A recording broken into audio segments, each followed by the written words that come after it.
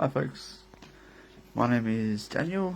I am 27 years old, turning 28 in July. I live in beautiful Burnie, Tasmania, otherwise known as Quarantine City right now. And I have Witteveen-Kolk Syndrome. What is that, you ask? That's a really good question. So, Witteveen-Kolk Syndrome is a genetic disorder where a gene on the 15th chromosome called SYN3A is either deleted, microdeleted, or misspelt. Mine is misspelt. So it causes a numerous amount of defects in a person. So my defects include a congenital diaphragmatic hernia. So that thing, hernia, it looks awesome. It's my pride and joy. That is super rare at the moment. I'm the third person to have congenital diaphragmatic hernia in WITKOS at the same time. There's also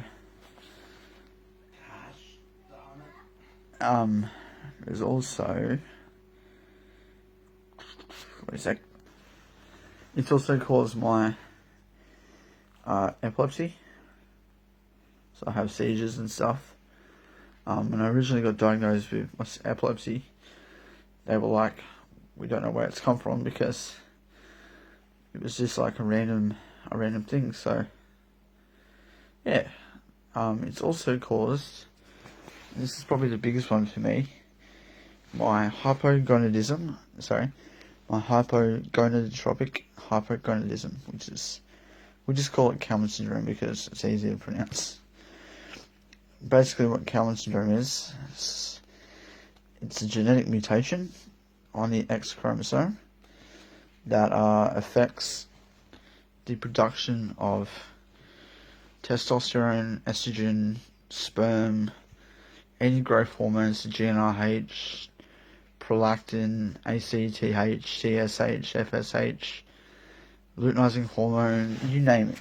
All the growth hormones released from the pituitary and the hypothalamus don't produce. Sorry, that was a bug. Also, I don't have a sense of smell. That's associated with Kalman syndrome now. All those things have been associated or are the symptoms of WITKOS. Now, WITKOS is so rare that it's apparently 1 in a million cases, but because of my hypogonadotropic hypogonadism and my hernia, I'm 1 in 3 billion, 1 in 2 billion, which is freaking awesome. You know, it's like the third person to be reported with it. The issue with WITKOS, other than all the defects, which include autism, facial disfiguration, long fingers, long toes, a lot of deformities.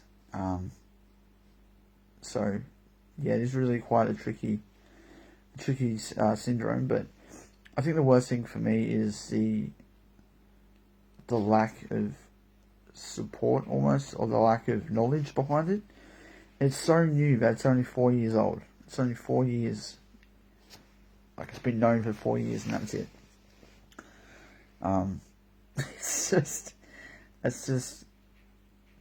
It's tricky to deal with because it's so little known about it.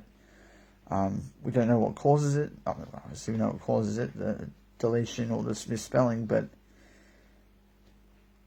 you know, like on the Facebook page, WITKOS, there's 62 people. That's it. You know, that's not a lot of people with WITKOS. And I'm like the third adult with it.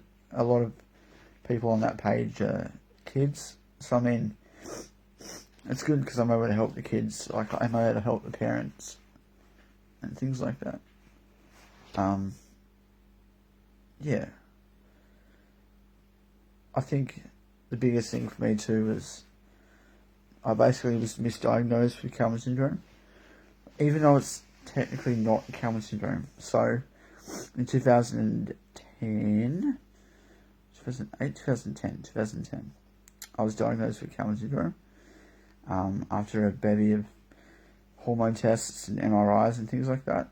And basically it showed, 0.001% testosterone, or mils and mole of testosterone, and other things like that. So to have that diagnosis pretty much messed up and not correct was really hard. It's also the fact it's autosomal. I'm not sure if I'm pronouncing that right. I pass it on to my kids.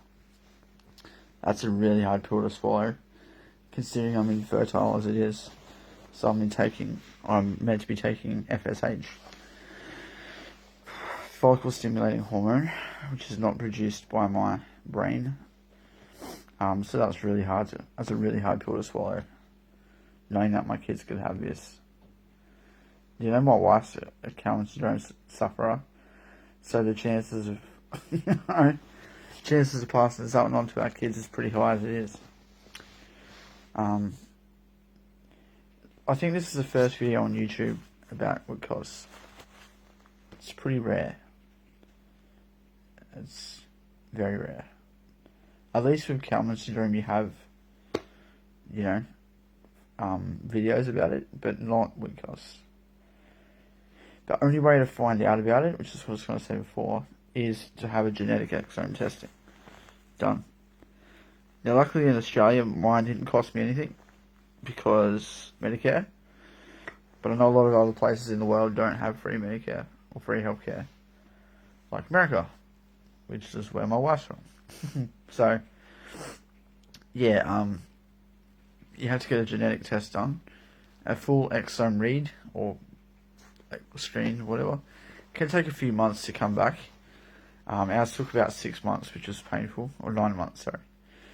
But yeah, that's the only way to tell that you got WITKOS. So, yeah, basically the point of this video is to just reach out to anyone that does have WITKOS, any kids that have WITKOS, any parents of children, just reach out to me. You can find me on Facebook, you can find me on Twitter at Yowie316, or Yowie Designs 3. You can find me on Twitter.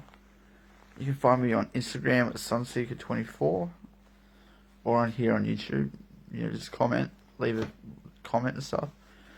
Hit me up on something.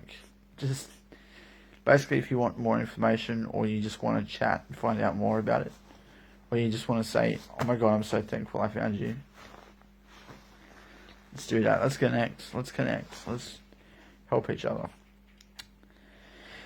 I hope you find this video insightful and enlightening, and yeah, please leave a comment, and hopefully I'll hear from a WITKOS sufferer soon. Thanks folks, bye.